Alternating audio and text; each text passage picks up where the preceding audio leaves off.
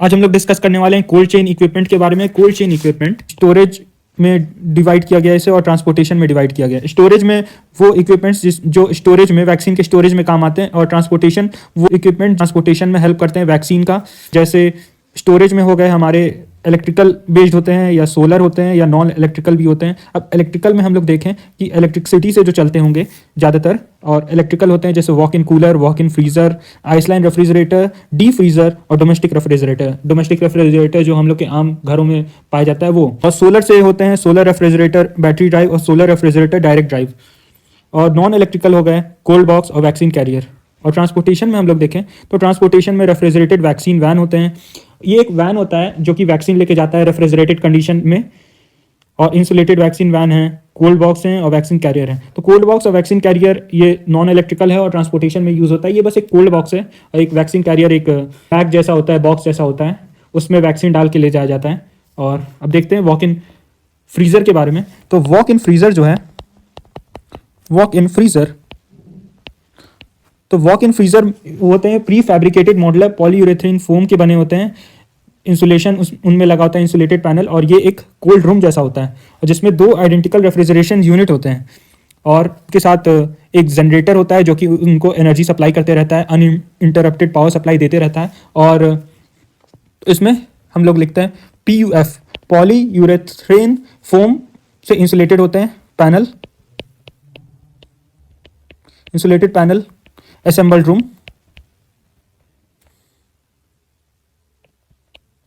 assembled cold room with 2 identical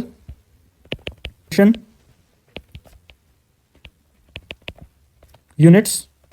और इसके साथ एक जनरेटर होता है प्रेजेंट, और जनरेटर जो कि स्टैंड बाई जनरेटर होता है, और ये इसका काम होता है अनइंटरप्टेड पावर सप्लाई देने के लिए। अब क्योंकि ये बहुत बड़ा यूनिट है और एक बहुत बड़ा रूम जैसा है, उसमें बहुत सारा वैक्सीन स्टोर होता है, तो और इसमें टेम्परेचर करीब मेंटेन करना पड़ता है -15 डिग्री सेंटीग्रेड, 25 डिग्री सेंटीग्रेड, इतना तक ये जा सकता है। मतलब काफ़ी फ्रीजिंग एटमॉस्फेयर होता है इसमें। और ये इंस्टॉल होता है, सबसे इंपॉर्टेंट पॉइंट, कि ये इंस्टॉल्ड होता है नेशनल, स्टेट और रीजनल लेवल पे। इसका काम होता है कि बल्क स्टोरेज में वैक्सीन का स्टोर किया जाता है इसमें, और साथ ही साथ इसमें प्रिपरेशन भी होता है आइस पैक का। तो ये सारी बातें हम लोग याद रखेंगे। Preparation of frozen ice packs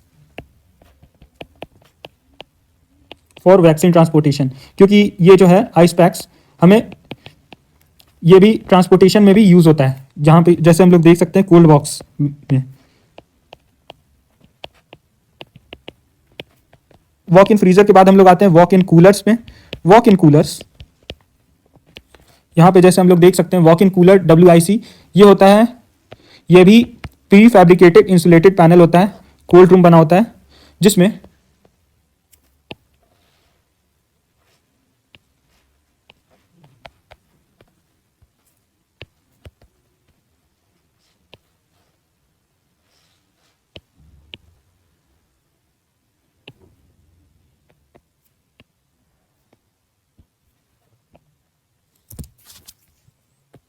ये भी होता है PUF, पॉलीयूरेथेन इंसुलेटेड पैनल से असेंबल्ड। ये भी एक कोल्ड रूम होता है, जिसमें टेम्परेचर मेंटेन करना पड़ता है +2 degree centigrade to +8 degree centigrade.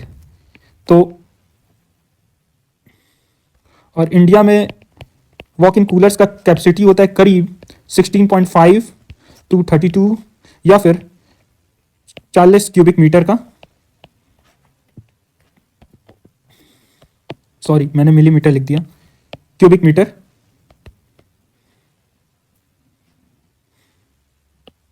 और वॉक इन कूलर्स जो है, ये हम लोग याद रखेंगे, क्योंकि ये सबसे इंपॉर्टेंट पॉइंट है कि वॉक इन कूलर्स कब कहाँ किस लेवल पे यूज़ किया जाता है। तो वॉक इन कूलर्स जो है, इसमें ये स्टोर किया जाता है मेडिकल स्टोर डिपोट में,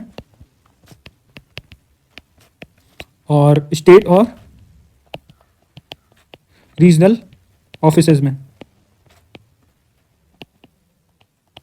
वैसे इसमें भी साथ में एक जनरेटर दिया होता है, क्योंकि जनरेटर तो ज़रूरत है ज़रूरी, जनरेटर की ज़रूरत होती है ताकि पावर सप्लाई मेंटेन रहे, क्योंकि अगर इसमें पावर कट हो गया तो फिर प्रॉब्लम हो सकती है। वैक्सीन को एक मेंटेन करना पड़ेगा एक स्पेसिफिक टेम्परेचर।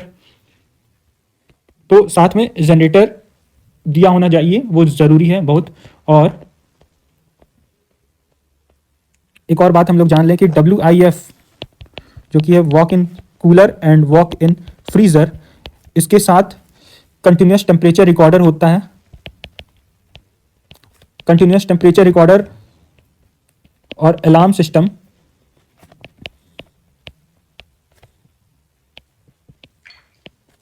दिया होता है। ये ज़रूरी है, ये कंटिन्यूस टेम्परेचर को रिकॉर्ड करता है। अलार्म सिस्टम की अगर रिकमेंडेड स्टोरेज टेम्परेचर से नीचे चला गया तो अलार्म बजेगा। तो इसका काम यही होता है अलार्म सिस्टम का, कि अलार्म बजना ऑफ कोर्स। और अब आते हैं डीप फ्रीज़र में। यहाँ पे जैसे हम लोग देख सकते हैं डीप फ्रीज़र, तो डीप फ्रीज़र में हम लोग देखेंगे कि डीप फ्रीज़र जो है एक वेपर कंप्रेशन सिस्टम है, similar to any conventional type of refrigerator.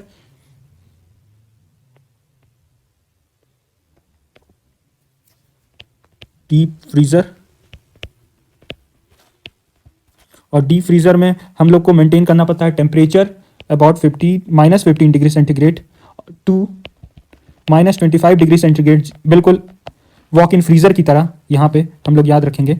और यहाँ पे दोनों में सेम टेम्परेचर मेंटेन करना पड़ता है। वही वॉक इन कूलर में कम से कम +2 degree centigrade to +8 degree centigrade maintain करना पड़ता है, नहीं उतना उसमें रहता है आई मीन। और कैबिनेट टेम्परेचर, वैसे कैबिनेट टेम्परेचर इसमें होता है वही जैसा कि सब में होता है, -15 degree centigrade to -25 degree centigrade. यही है, 2 बार लिख रहा हूँ बेसिकली मैं तो। और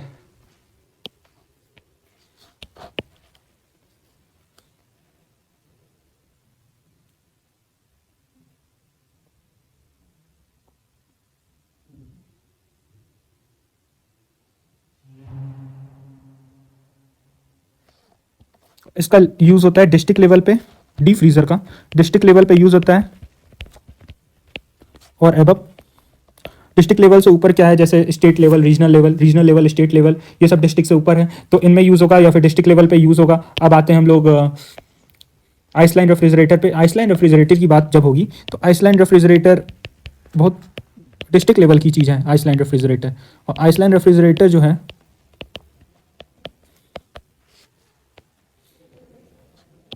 ये वेपर कंप्रेशर सिस्टम पे वर्क करता है, वेपर कंप्रेशन सिस्टम पे वर्क करता है। और इसके साथ क्या है, कोई भी कन्वेंशनल टाइप ऑफ रेफ्रिजरेटर की तरह है। और इसका वर्किंग टेम्परेचर है 220 वोल्ट एसी में,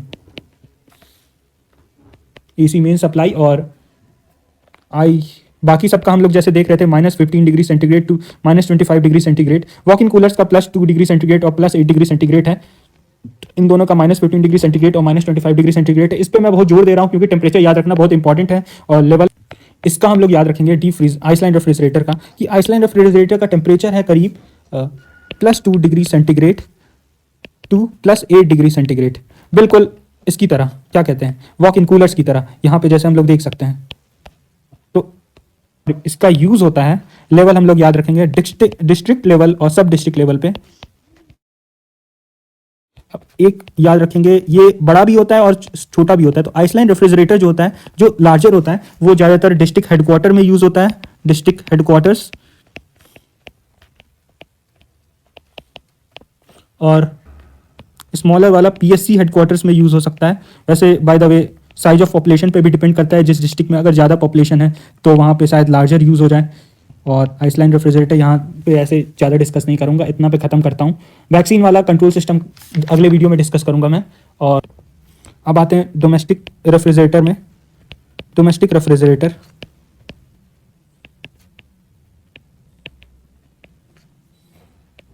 जैसे घरेलू लोगों के पास जैसे डोमेस्टिक रेफ्रिजरेटर प्रेजेंट होता है, वही है डोमेस्टिक रेफ्रिजरेटर। इसमें कैबिनेट टेम्परेचर वही मेंटेन रहेगा जैसा इसमें है, +2 degree centigrade to +8 degree centigrade. और इतना काफ़ी है। अब अगले वीडियो में मैं डिस्कस करूंगा कि वैक्सीन कैसे स्टोर किया जाता है रेफ्रिजरेटर्स में या आइसलैंड रेफ्रिजरेटर में, क्योंकि अलग अलग वैक्सीन का अलग अलग टेम्परेचर मेंटेन करना पड़ता है। किसी को फ्रीज़ कर सकते हैं, किसी को फ्रीज़ नहीं होने देना है, ऐसा सिस्टम है।